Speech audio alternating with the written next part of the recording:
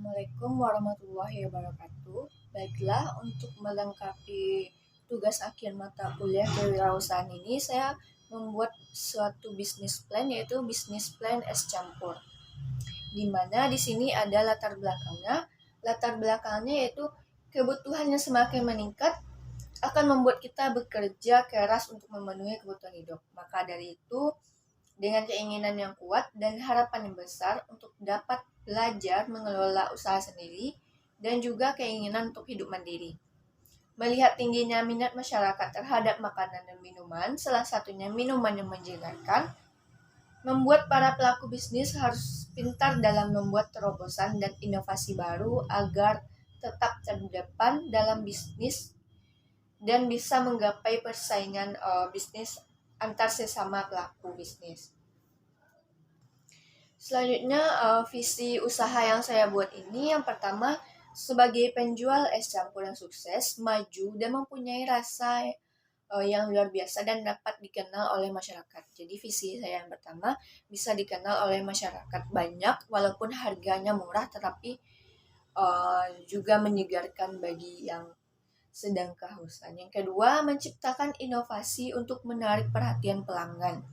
Yang ketiga, memberikan pelayanan yang terbaik dan memuaskan. Selanjutnya, misi dari usaha saya sendiri, yang pertama menjadi penjual minuman yang sukses dikenal di seluruh dunia. Jadi misi saya itu untuk lebih dikenal seluruh dunia, walaupun minuman yang udah lama, tetapi kan walaupun banyak minuman yang sekarang model-model terbaru, tapi saya akan tetap mengenalkan minuman es campur ini kepada seluruh dunia nantinya. Yang kedua, misi saya dapat memuaskan pelanggan dengan produk yang berkualitas. Jadi produk saya di sini saya menggunakan gula asli untuk membuat sirupnya, yaitu sirup es campurnya. Tetapi tidak ada pemanis buatan yang sehingga dapat membuat tenggorokan sakit. Yang ketiga, misi saya dapat bertahan di pasar persaingan. Walaupun banyak minuman baru yang keluar seperti boba, lup-lup, atau minuman-minuman jenis baru yang lainnya, saya akan tetap mempertahankan bisnis es campur ini di kala persaingan yang sangat ketat. Selanjutnya, tujuan usaha saya yaitu memberikan kebutuhan seperti minuman penyegar bagi masyarakat. Jadi seperti cuaca yang sedang seperti sekarang ini, cuaca yang panas, ada baiknya meminum minuman yang sangat menyegarkan. Selanjutnya, mendapat kepercayaan, kesuksesan, dan keuntungan. Selain mendapatkan keuntungan, saya juga bisa merintis kesuksesan saya, dapat juga kepercayaan dari masyarakat. Tanpa adanya kepercayaan dari masyarakat, kita tidak akan dapat membangun bisnis yang baik ke depannya. Nah, langsung saja kepada pembahasan saya di sini, yaitu yang pertama, executive summary. Executive summary saya yaitu usaha campur ini didirikan untuk mendapat penghasilan dari hasil penjualan jenis produk yang dihasilkan berupa minuman yang bernama es campur, merupakan minuman penyegar, pelepas dahaga, ditambah dibuat dengan menggunakan gula asli seperti yang sudah saya sampaikan sebelumnya, tanpa pemanis buatan. Dengan adanya usaha ini mampu meningkatkan ekonomi usaha untuk melanjutkan hidup atau sebagai usaha sampingan bagi saya. Misalnya saya akan lulus kuliah nanti, akan bekerja kantoran. Jadi usaha es campur ini akan saya jadikan bisnis sampingan untuk penambah penghasilan saya sendiri. Selanjutnya, es campur ini dapat menyegarkan dan melepas dahaga konsumen yang meminumnya. Pemilik usaha mempunyai banyak inovasi agar dapat menarik masyarakat dan pelanggan untuk membelinya. Seperti membuat benar yang menarik untuk mendapat perhatian khalayak ramai, serta minuman ini satu porsi tergolong murah dan menggunakan bahan alami. Seperti satu porsinya 5.000 sampai 8.000.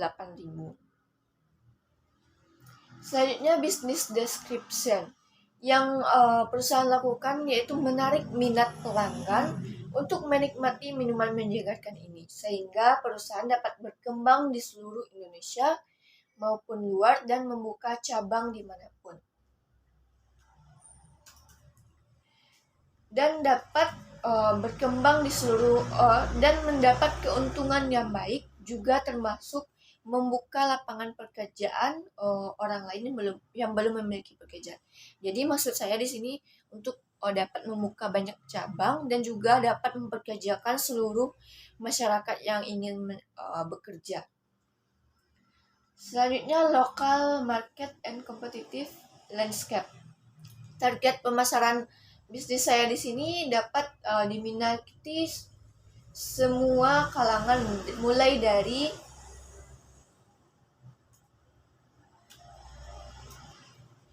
dari anak-anak, remaja, hingga lansia yang tidak memiliki gejala penyakit. Karena di sini juga kan menggunakan bahannya es batu. Jadi jika lansia mempunyai penyakit yang parah dan meminum es ini juga dapat memperparah penyakitnya. Es campur akan dipublish yang berpusat di Kota Padang. Saya akan mendirikan es campur ini di Kota Padang, dan kedepannya diharapkan es campur mampu mengembangkan sayapnya lebih luas lagi, yaitu ke seluruh wilayah Sumatera Barat hingga seluruh Indonesia maupun mancanegara nantinya. Analisis internal dan eksternal diperlukan dalam rangka merumuskan strategi bisnis yang efektif dan efisien. Analisis internal menyangkut dengan kekuatan dan kelemahan yang dimiliki produk, sedangkan analisis lingkungan eksternal meliputi peluang dan ancaman yang akan dihadapi perusahaan. Selanjutnya dilakukan analisis SWOT untuk alat bantu dan perumusan strategi. Yang pertama yaitu strength atau kekuatan. Yang pertama, strength dan kekuatan, yaitu pertama bahan mudah didapatkan, yang kedua harganya murah, yang ketiga kualitasnya dijamin produk kami ini sangat bersih dan dibuat handmade, dibuat oleh tangan sendiri. Yang keempat, mudah diketahui banyak orang. Yang kelima, tidak membuat sakit tenggorokan seperti yang sudah dibicarakan tadi, dibuat dengan gula asli dan tanpa pemanis buatan. Yang kedua, weakness atau kelemahan pada produk saya ini, bahannya cepat basi karena memakai santan. Karena es campur saya ini menggunakan sedikit santan untuk menambah cita rasa yang menyegarkan dan membuat lebih enak nantinya. Yang kedua, tidak banyak yang menyukai karena seiring perkembangan zaman, minuman-minuman itu juga banyak keluar variasi yang terbarunya. Jadi produk saya ini akan menurun peminatnya. Yang ketiga, opportunity, yaitu peluang. Peluang saya yaitu yang saya menggunakan nama yang menarik seperti es campur yang pemiliknya adalah orang Padang. Yang kedua, bahan dasar yang digunakan merupakan bahan dasar yang mudah ditemukan, seperti di pasar sangat banyak bahan dasar yang ditemukan.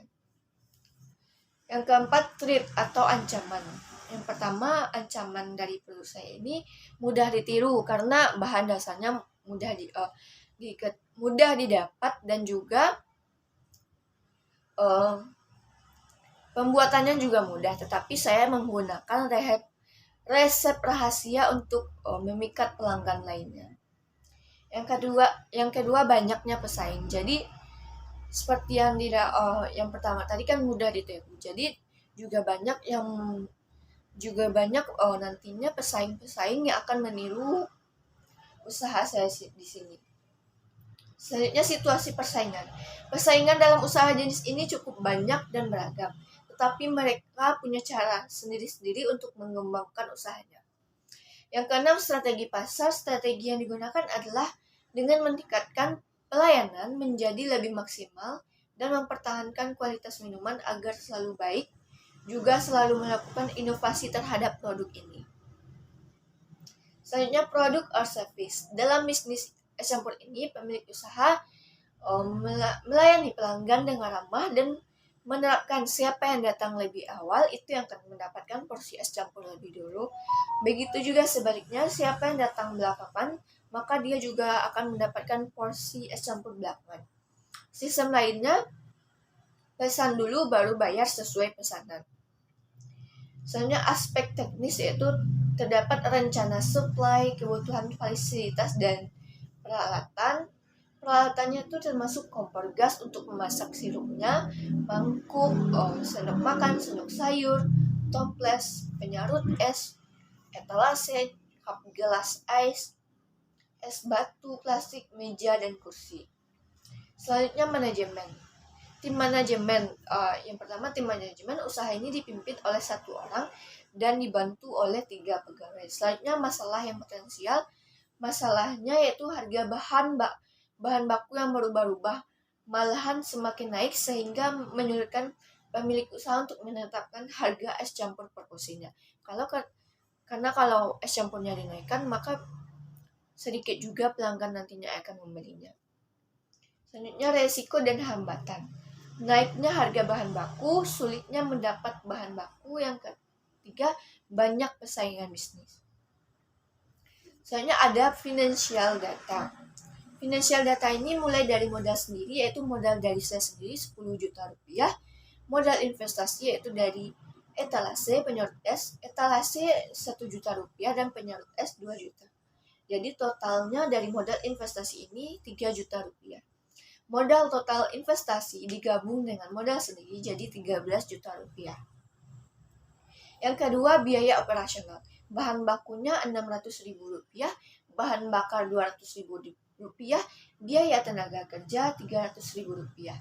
Total biaya produksi 1.100.000 rupiah. Perhitungan laba dan rugi. Pendapatan 1 bulan yang saya dapatkan 250 kali 30 hari sama dengan 7.500.000 rupiah. Harga pokok penjualan yang saya dapat 1.500.000 rupiah. Jadi laba penjualannya 7.500.000 rupiah dikurang 1.500.000 rupiah sama dengan 6 juta rupiah. Biaya gaji pegawai 1.200.000 per bulannya, biaya listrik 300.000 per bulannya, biaya perlengkapan 300.000 per bulannya, biaya operasional 2 juta rupiah. Jadi yang dikurangkan laba penjualan dikurangkan dengan biaya operasional, jadi laba bersih yang saya dapatkan yaitu 4 juta rupiah. Investment. Selanjutnya investment, pemilik usaha melakukan investasi dengan laba yang didapat pada hasil penjualan es campur ini akan digabungkan per bulannya. Lalu akan diinvest ke barang seperti emas, dan ada juga saya invest melalui bank, melalui kerjasama dan kerjasama bersama rekan kerja yang sama-sama mempunyai produk yang sama sehingga bisa bekerja sama dan sama-sama menguntungkan nantinya. Selanjutnya lampiran. Lampirannya di sini ada produk yang saya buat. Di sini produk yang akan saya buat itu es campur. Baiklah, mungkin itu saja bisnis plan saya pada hari ini. Mungkin teman-teman yang ingin mengikuti bisnis saya ini silahkan dicoba dan membuat inovasi yang menarik nantinya. Wabillahi taufiq wa hidayah. Assalamualaikum warahmatullahi wabarakatuh.